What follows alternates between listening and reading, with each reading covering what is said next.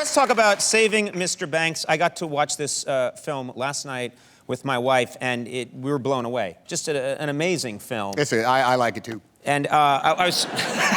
We're done. Good night. I do. I mean, I'm not in it that much. So I worked for about 3.5 weeks. So when you get to finally see it, you see all this movie you're not in with Colin Farrell and Emma and Jason Schwartzman and BJ Novak. Yeah. It's Bradley Whitford. It's a great story. The story of Walt Disney had promised his kids, I'm going to make the movie of Mary Poppins. I think he promised his kids, and also he might have thought that he'll make some money off of this movie. You know, if it comes off. Profit, I'm sure, he's came into it. He's not a dope in that way. Yeah, you know? And he wants to make this movie. He thinks this is the movie to make, but he doesn't have the rights. He has to go. Yeah, and she hates everything there is to hate about Americans and movies and Walt Disney. So it was a battle of wills, and Disney just came in and out and said, "Fix this, fellas, fix it." You know, what's really impressive about the film is they've recreated old-time Disneyland. They've really recreated the early 60s, and you really feel like it's Walt Disney at Disneyland. We got to shoot at Disneyland. You got to shoot at Disneyland. Period, everything. And they changed some of the colors. They went back to the original art design for some of it. And to be in Disneyland, come on, man. Well, you know, before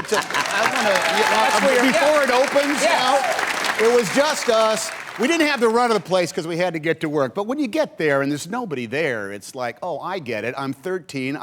I'm dead at 13, and I've come to heaven. This is where we get to live now. Did you get to spook around? Did you learn any of the old? Because you always think there are these mysteries and myths about Disneyland. You ask questions like, what happened to this ride? And they tell you why there's no sky buckets anymore. Remember the sky buckets? Sure. You caught them in Tomorrowland. You took them to Fantasyland. They went right through the heart of the Matterhorn, came out the other side. And one of the problems was there were a lot of people who were trying to join, let's call it the Mile High Club. You're kidding. In the sky buckets. There was other naughty stuff going on, but there were people that tried to, how do we say this, get the deed done. How to enjoy the E-ticket. Maybe the G ticket, the O ticket, I don't know, but they were trying. How long is that ride? This was it. I mean, I remember doing it. It was like maybe 4.5 minutes from Tomorrowland to Fantasyland. Yeah, exactly. Oh, no way. That means everything had to be out of its foil packet. It had to, you know, everything had to be ready to go. I could do it 3 times on that ride. They'd have guys saying, they'd basically like, sky bucket number 57. And sure enough, there'd be 2 people in sky bucket number 57.